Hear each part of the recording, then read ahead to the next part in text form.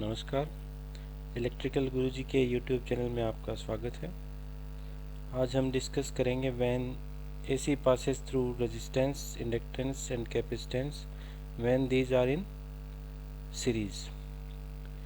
So let's start. अगर आपके पास जो सर्किट है उसमें मान लीजिए एक रेजिस्टेंस कनेक्टेड है in series with inductance and A capacitance. Clear? ये तीनों के तीनों क्या हैं, एक दूसरे से सीरीज में कनेक्टेड हैं और इनके अक्रॉस एक वोल्टेज अप्लाई किया है, AC वोल्टेज सोर्स, जिसकी वैल्यू है V equal to VM sine omega t। So this is resistance, this is inductive reactance, this is capacitive reactance। तो हम ऑलरेडी ये स्टडी कर चुके हैं। मान लीजिए इस जो करंट है उसमें, जो सर्किट है उसमें करंट फ्लो हो रही है, वो क्या है, I। तो अगर रेजिस्टेंस है तो क्या होगा, वोल्टेज और करंट क्या है, दोनों इन फेज है। और अगर इंडक्टेंस है तो अगर ये करंट है तो इंडक्टेंस के अंदर करंट क्या होता है, लैग करता है। तो ये होगा वोल्टेज। और अगर कैपेसिटेंस है तो करंट क्या है, लीड करता है by 90 degree. This is the direction. Clear? अब इसमें क्या है, ये तीनों के तीनों कॉम्बिनेशन एक साथ में है। तो वी ऑलरेडी नो दैट कि इसके अक्रॉस जो वोल्टेज होगा वो क्या होगा, VR, और this is VL, and across capacitance voltage is VC.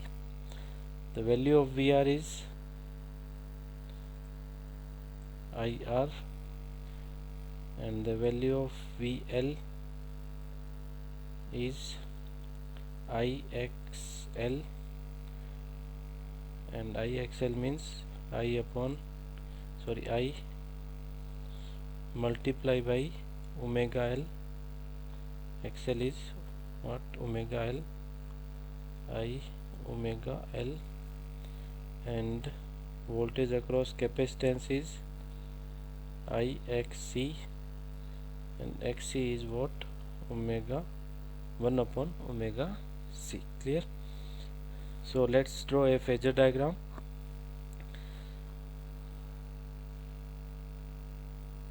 अगर इसके बेस में हम लेते हैं अगर करंट बेस वैल्यू, तो वोल्टेज ड्रॉप अक्रॉस VR क्या होगा, इन phase with current.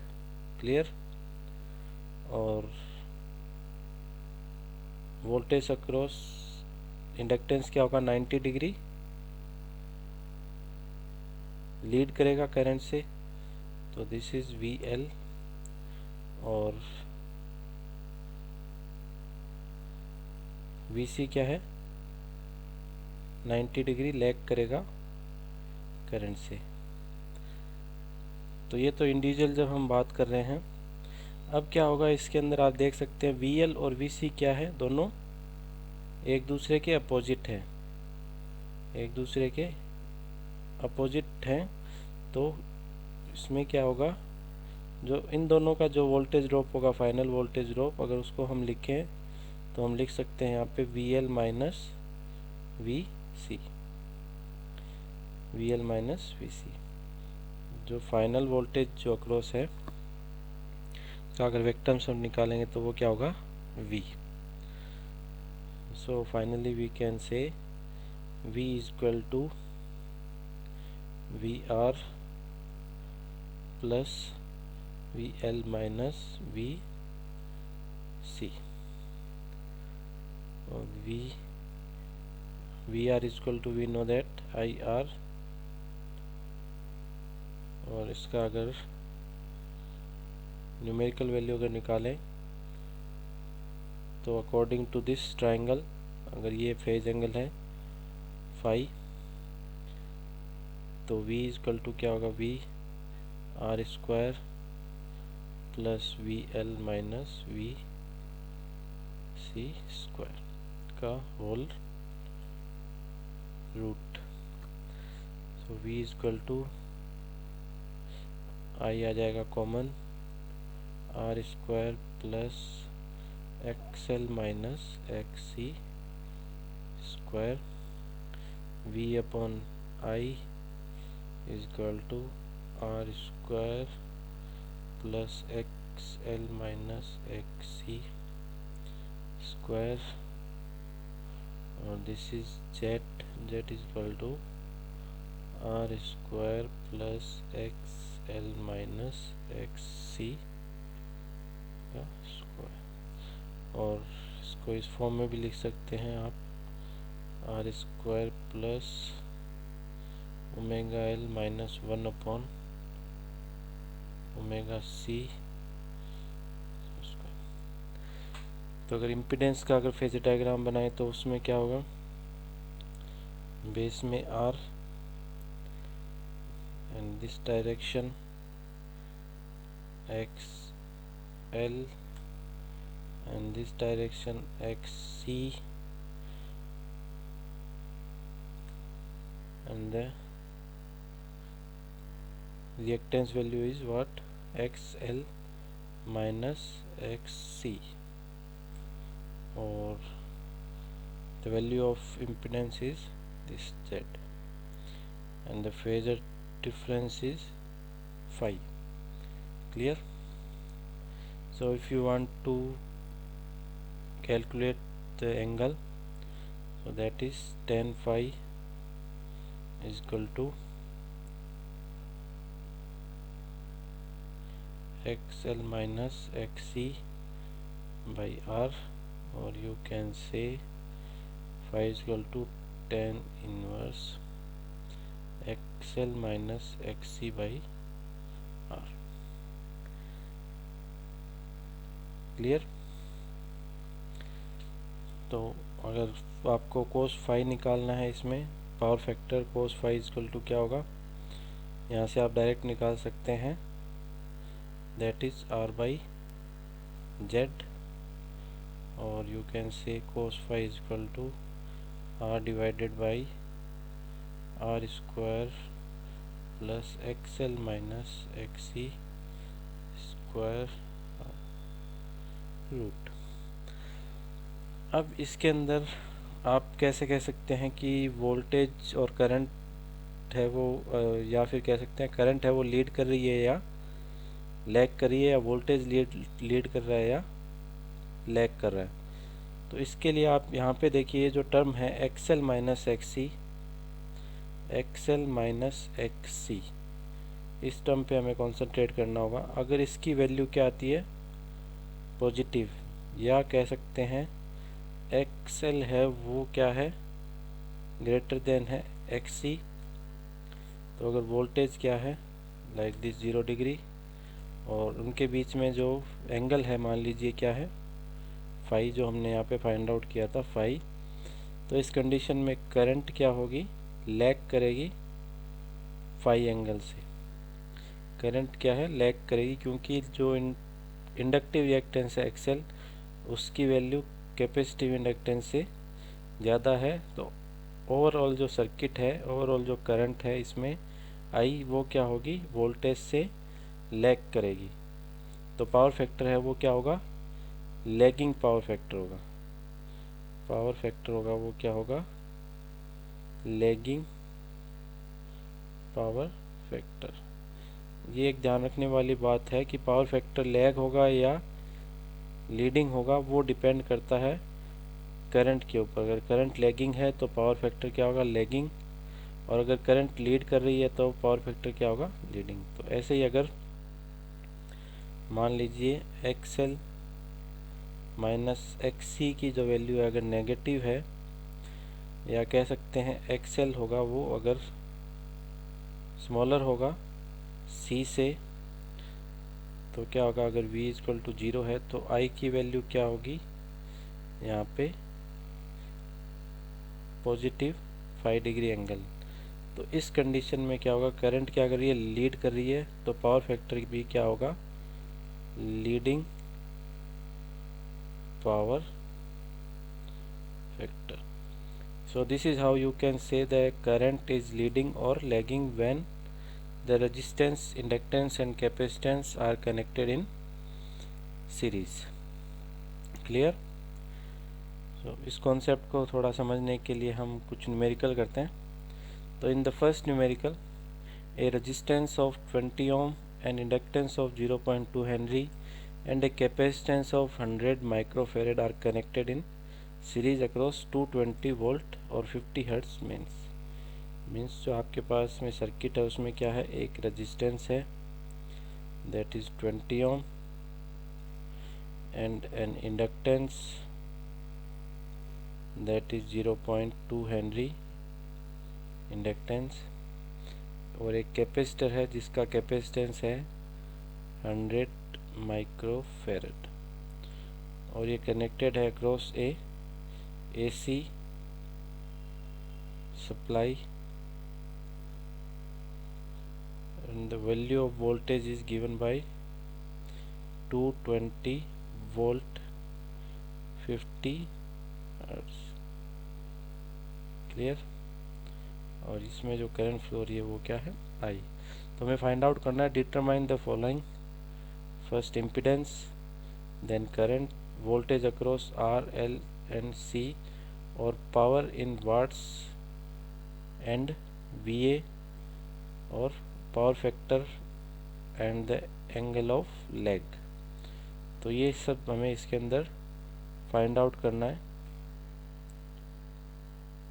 So let's find out.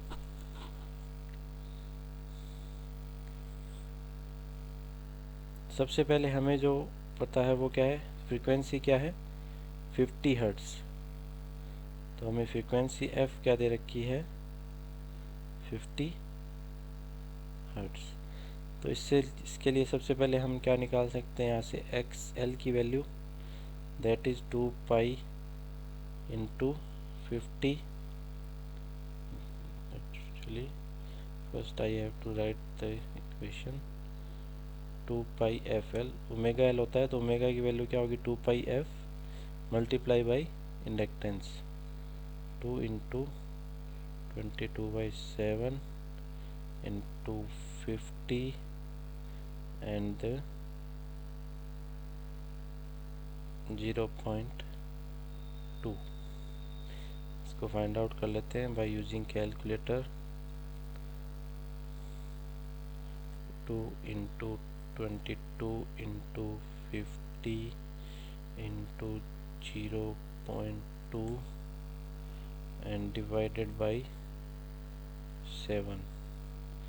So this is 62.85.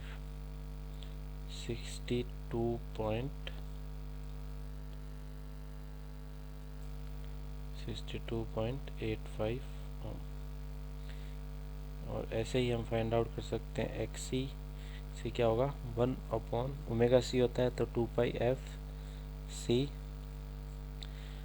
So 1 divided by 2 into 22, 7 ऊपर चला जाएगा. फ्रीक्वेंसी इज 50 और ये है आपके 100 माइक्रोफेरेड, तो इंटू 10⁶. माइक्रोफेरेड को फेरेड में चेंज करते हैं तो मल्टीप्लाई होता है 100 इंटू 10⁻⁻6 फेरेड. तो ये -6 ऊपर जाएगा तो प्लस हो जाएगा. सो 3 and 4 और 5 और 2 मल्टीप्लाई करेंगे तो एक और 0, 3 and 4 तो ये हो जाएगा 2, दैट इज 700/22. इसको देखते हैं, 700 डिवाइडेड बाई 22 क्या है, 31.81. 31.81 ओम. और R की वैल्यू हम जानते हैं ऑलरेडी 20 ओम. तो इससे अगर इम्पीडेंस निकालना हो तो हम इम्पीडेंस की वैल्यू हमने ऑलरेडी फाइंड कर रखी है पीछे, that is R square X L minus X C का स्क्वायर का root. So that is R की वैल्यू क्या है, 20 square plus X L is 62.85 minus 31.81 square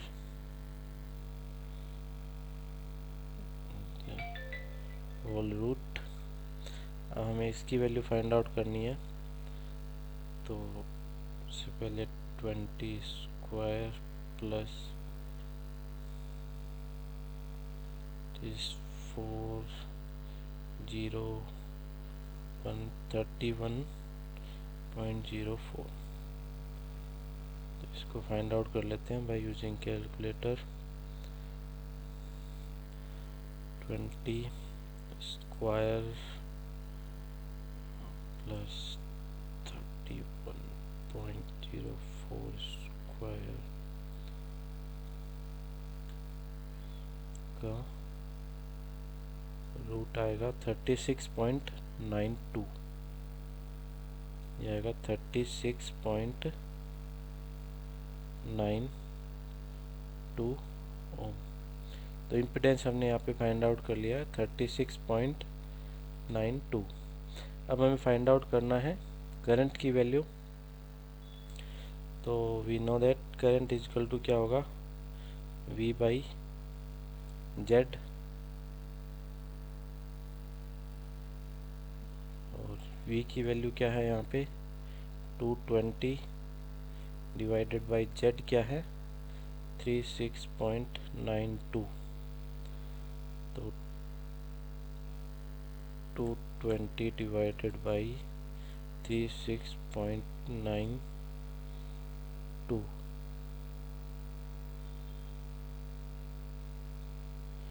5.95 ampere.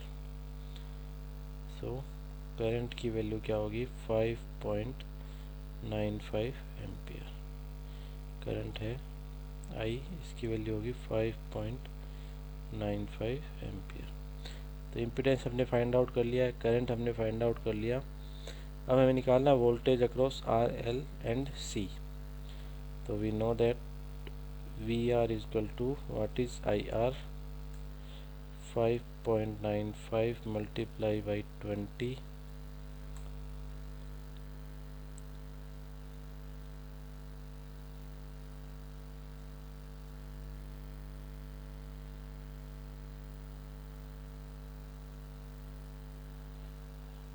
119 volt, 119 volt.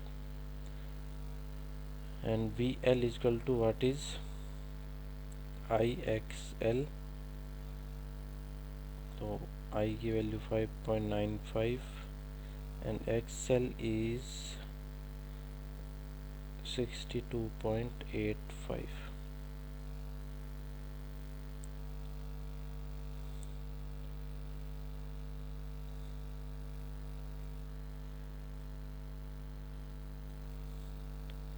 Five point nine five multiply by 62.85 and that is 373.95, 373.95। ऐसे ही हम निकाल सकते हैं VC that is IXC 5.95 multiply by VXC की value क्या है 31.81। तो by using calculator 5.95 multiply by 31.81, it is 189.5 189.26 that is volt and it is volt. तो हमने यहाँ पे वोल्टेज की वैल्यू फाइंड आउट कर लिया, voltage across R L and C. अब इसमें आप कंफ्यूज मत होइएगा कि अगर इसको सबको जोड़ेंगे तो ऐड करेंगे तो इसकी वैल्यू 220 से ऊपर जाएगी। एक्चुअली ये क्या होगा, आप अगर देखना चाहें तो V R plus V L minus V C, क्योंकि वोल्टेज अक्रॉस इंडक्टेंस और वोल्टेज अक्रॉस कैपेसिटेंस ये क्या है, एक दूसरे के अपोजिट फेज में है। तो ये क्या होगा, वी एल माइनस वी सी। अगर इससे कैलकुलेट करोगे तो ये आपकी वैल्यू आएगी 220। अब हमें नेक्स्ट फाइंड आउट करना है पावर इन वॉट्स। तो पावर इन वॉट्स मतलब वॉट्स ये क्या कह रहा है, एक्टिव पावर की बात कर रहा है यहाँ पे। और एक्टिव पावर की हम वैल्यू जानते हैं, P इक्वल टू क्या होगा, वी आई कोस फाई। तो उससे पहले हमें यहाँ पे फाइंड आउट करना होगा कोस फाई की वैल्यू। वो हम फाइंड आउट कर सकते हैं, ये अगर Z को हम रेक्टेंगुलर फॉर्म में लिखें यहाँ पे तो ये आएगा Z equal to R plus J X L minus X C. तो R की वैल्यू होगी 20 plus J X L 62.85 minus 31.81। तो इसकी वैल्यू आएगी 20 प्लस जे 31.04।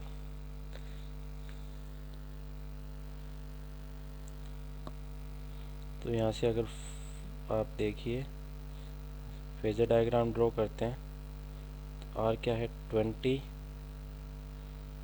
R की वैल्यू क्या है 20, और ये क्या है एक्स एल माइनस एक्स सी, इसकी वैल्यू क्या है 31.04। क्लियर लिख देता हूँ मैं यहाँ पे 31.04।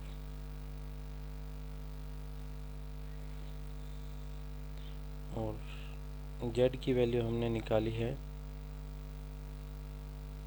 36.92। तो यहाँ से cos फाई की वैल्यू क्या होगी, R by Z that is 20 divided by, ये भी क्या है दोनों ओम में ही होगा, इंडक्टिव रिएक्टेंस और इंडक्टिव रिएक्टेंस और कैपेसिटिव रिएक्टेंस और इम्पीडेंस, ये तीनों वैल्यू की यूनिट्स क्या होती है ओम्स में। तो R बाई Z की वैल्यू 36.92, ये हम कैलकुलेट कर सकते हैं यहाँ पे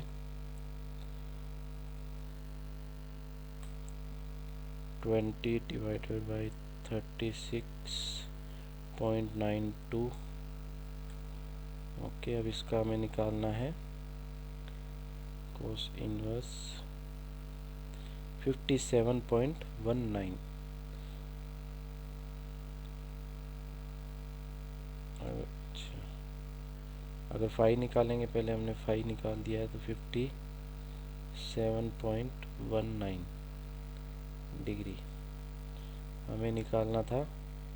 तो ये इसकी वैल्यू आएगी 0.54। कोस फाई की वैल्यू क्या आएगी,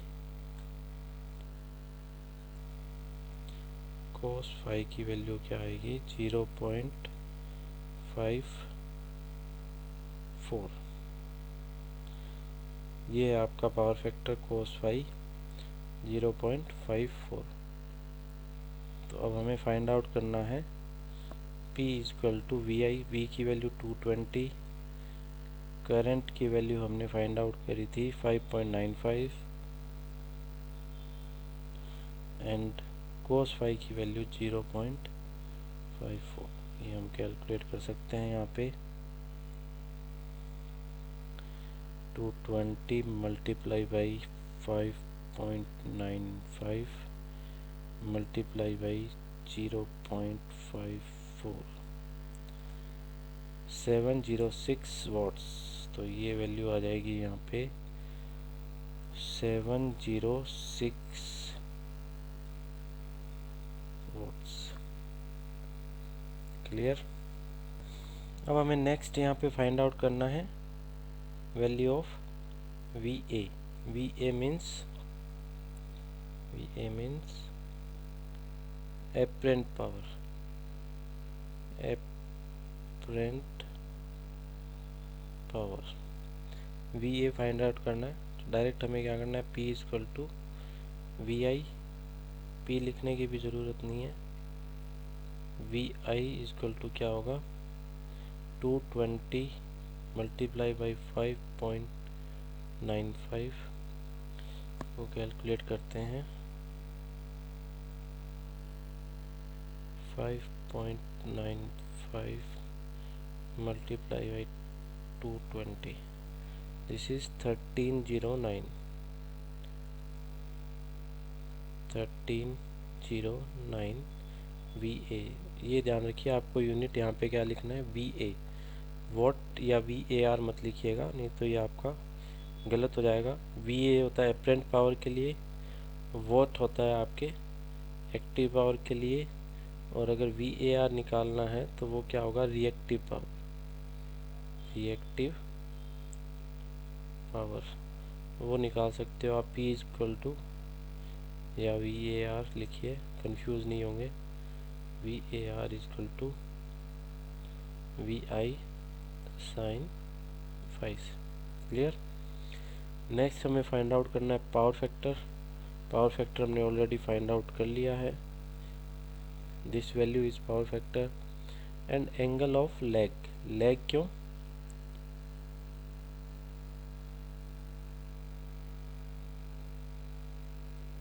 लैग किस लिए, क्योंकि XL की वैल्यू यहाँ पे क्या है, XC से ग्रेटर है, उससे ज़्यादा है। तो XL अगर ज़्यादा होता है तो हमने पहले भी देखा था, XL माइनस XC क्या होगा, पॉजिटिव। और एंगल क्या होगा, जो करंट है वो क्या होगा, लैगिंग होगा। और पावर फैक्टर क्या होगा, लैगिंग पावर फैक्टर। क्लियर। तो इस कंडीशन में एंगल क्या होगा, लैगिंग होगा, लैग करेगी। करंट है वो क्या करेगी, लैग करेगी। अगर हमें फाइंड इस पे ड्रॉ करना हो फेजर डायग्राम, तो उसमें क्या होगा, this is current, now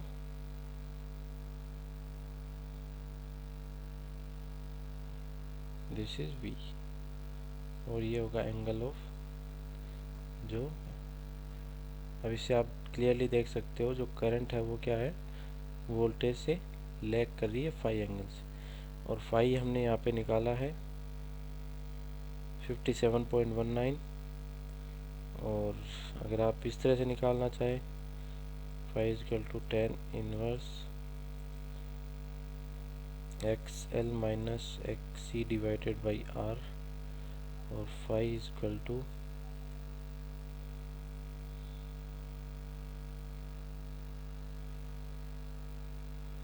phi equal to 10 inverse 31.04 divided by 20। तो आज इसको सॉल्व करोगे तो आपके पास में वैल्यू आएगी। सो इस तरीके से आप कोई भी वैल्यू इसके अंदर फाइंड आउट कर सकते हो, जब R, L, C ये तीनों क्या है, रेजिस्टेंस, इंडक्टेंस और कैपेसिटेंस तीनों सीरीज में कनेक्टेड हैं। सो आज के लिए इतना ही इस वीडियो में। Thank you. नेक्स्ट वीडियो में अगले टॉपिक पे डिस्कस करेंगे। तब तक के लिए नमस्कार।